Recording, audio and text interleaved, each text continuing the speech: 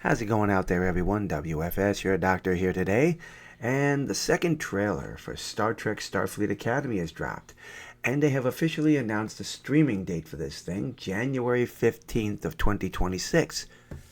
But the real question is, and I already know the answer, but I still have to ask it, is there anyone still out there who actually gives a care about this? Now, I'm going to be honest with you. I'm going to try and be open-minded about this. I don't want to be one of those people, and I don't want this to be one of those channels where all the person ever does is come out there and rip something apart just to rip it apart for clickbaiting. I don't want to be that type of person. I honestly want Star Trek to succeed, but unfortunately, when I watch this trailer, I don't feel success is in its future. Now, right off the bat, I have a problem. As I said, I don't want to be negative, but I do have a problem here. This trailer starts off the same way a lot of Kurtzman Star Treks do. It's going to be a continuous story about what happens to this boy Caleb and how his mom was either abducted or killed off, and now he probably is going to be seeking revenge when he gets into Starfleet. Holly Hunter is going to be playing Captain Akia, excuse me, and she apparently has a connection to this Caleb. Apparently she's been looking for him for 15 years and has finally found him and is taking him to Starfleet Academy to give him a brighter future. But Caleb's past is going to catch up with him, and this guy is going to try and cause all sorts of chaos at Starfleet Academy.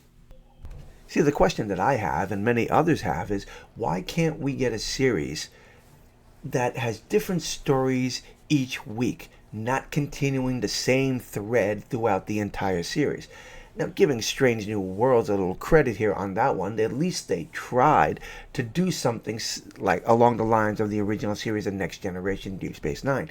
They had various episodes that had nothing to do with each other, even though they would give you previously on Strange New Worlds telling you about what happened previously. But by the end of the season, though, it still finds a way to thread itself together. And that's something I really just don't want. I really would like episodes that have absolutely nothing to do with the previous one, unless, of course, it's a part 1, part 2 series. Look at this. They have a school orbiting Earth. This is part of the Starfleet Academy. This is where they get their simulators and their space training. Meanwhile, they're going to have the Academy down on Earth. But if you look at this school, it has somewhat of a similar design to Star Trek's USS Discovery, and that is a terrible design as far as I'm concerned. Now, yes, we have Robert Picardo as the Doctor, an 800-year-old hologram, and I really have the program checked because this program is aging. He doesn't look good. I'm sorry, I'm just going to say it. I don't think Robert Picardo should have accepted the role as the Doctor in this. And what I'm also finding interesting about this whole series is they've already given it a green light for a second season. How do you know that the first season is going to be even accepted by the audience? You're just out there saying, oh, well, they're going to love it. They're going to love it. And yet, here we are. The bulk of us out here are complaining about putting an end to this because we've had enough of anything related to Star Trek Discovery, Alec Kurtzman, and modern-day Star Trek. Now we're going to get to know the cadets. We're going to learn the bad things about them, their past, their tragedies, why they came to Starfleet, and why some of them may or may not be able to be captains on a starship because of their tragic pasts. The one complaint that I have been hearing from a lot of people out there is that this doesn't feel like a Star Trek series. This feels more like a high school drama, something that would be on back in the 90s, like Beverly Hills 90210. This type of thing really is something that's just got a lot of people turned off to this new stuff. But let's be fair about it. There's always been somebody in Star Trek, some crew member having some kind of romance, but I don't think it's ever been played out as much as it is in today's Star Trek. Most of what goes on today is not really about science fiction. A lot of it comes across more like a soap opera than it does anything else. And that's what I see when I look at this trailer. I honestly feel like it's more of a soap opera than science fiction. As I said before, the villain of this story is going to be harassing the heck out of the captain in this because of the tragic past of Caleb. And obviously, Caleb has an important role to play in all this. Otherwise, again, the villain would not be stalking the Starfleet captain like he is. Like I said before, this comes across as more of a soap opera than it does a science fiction story.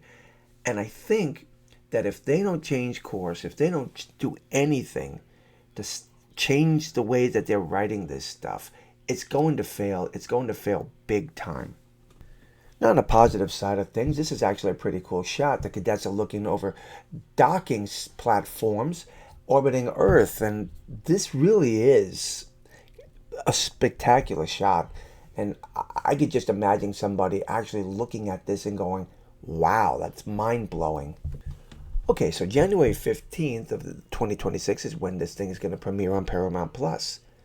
And as I said before, that last shot I showed you, it was positive. It was actually looking pretty cool, the orbital view of those space docks. But the next thing I want to talk about, and they haven't mentioned it in this trailer, but in the previous trailer, they talked about Captain Sisko, the emissary of the prophets, Captain Benjamin Lafayette Sisko. Will he show up? They made reference to him. Will he show up in this series? That's something I am curious about. And if he does show up, how are they going to represent him? Is this going to be respectful of the character and what he's been through and where he's been? Or is this just another way for them to tear down a legendary character? So I guess my question to all of you out there is, after seeing both these trailers that have dropped, is there anything about it you find interesting? Or are you still on the side that says, I'm out? I would love to hear your thoughts and comments. Please drop them below and let me know. And until the next time, my friends, God bless.